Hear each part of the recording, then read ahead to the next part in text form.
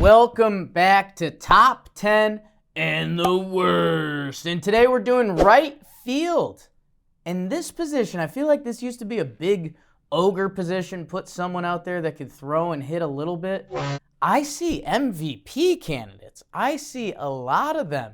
And these guys are getting judged mostly on height. Number 1, it's Aaron Judge. I mean, think about what these guys are getting measured on. Big Aaron Judge, he just broke the home run record. He just got the big contract. He is awesome defensively. If you think this is just dumb Yankee talk and like that we're spreading weird Judge propaganda just because he's such a good hitter, he deserves number 1, which is tricky because he can easily get jumped by a few of these cats. Number 6, it's Starling Marte from the New York Mets. I don't think this guy can jump Judge. I think the next 5 potentially potatoes, Lord of the Rings, can catch Judge. Starling Marte, I don't think we're in risk of that, but the dude is a stud. Plays really good defense, covers ground, sets the tone. The Mets really missed him. When he got hurt last year, the Mets really missed him. Starling Marte, sneaky good guy with his shirt off, too. Hot. Caliente. Number 10, where my birds at? From the front to back. Are you feeling that? Put one hand up. Sorry, Baltimore Orioles, Anthony Santander. You might not be familiar, but know what you are familiar with? 33 home runs. That's what he had, the third most of right fielders.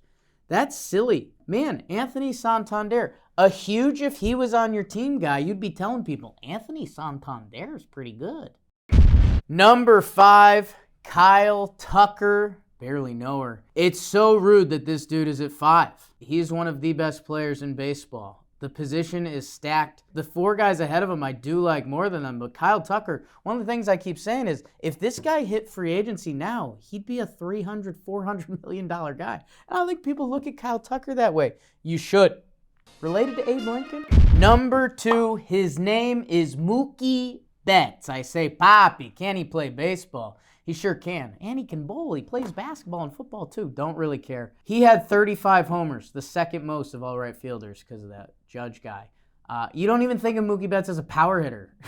He scored 117 runs. Mookie's been doing it for a while now, and he's a constant top 5 best player in baseball. It's crazy because I think someone below him is going to win an MVP this year. Wow. At number 9, it is Hunter Renfro, who's now with the Los Angeles Angels of Anna Slime. Hunter Renfro is consistent. Consistent pop, consistent really good defense, and he's consistently kind of looked like Mike Trout, and now they're teammates. So when the Angels social media team comes out with that "we are same, we are brothers" type commercial, or they trick guys in the clubhouse, sign me up and sign Hunter Renfro up for about 30 homers and 3 WAR because that's just what he does. This is sicko stuff. I have Fernando Tatis Jr. at 4, the 4th best right fielder. He could win MVP and nobody would be shocked.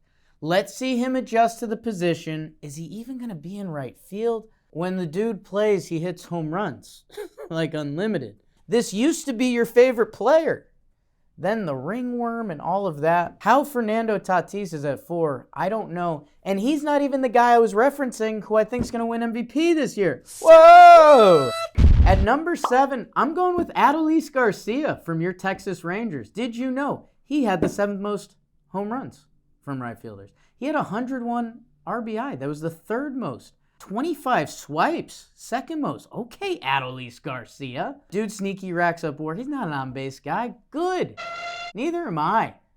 Number 8, it's Teos Hernandez. He got traded from the Blue Jays to Seattle.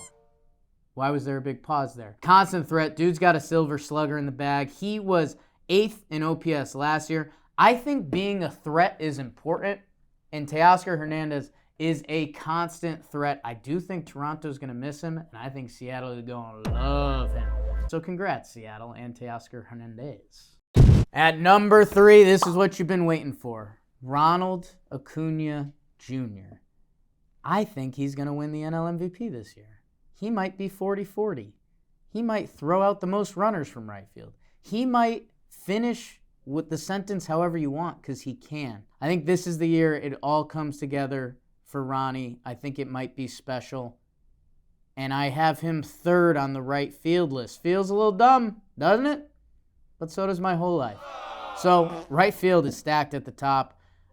Who's the worst? I'm going to ask my friend. Dodgers right fielder Zach McKinstry played the most innings in right field, 10, without ever recording a start.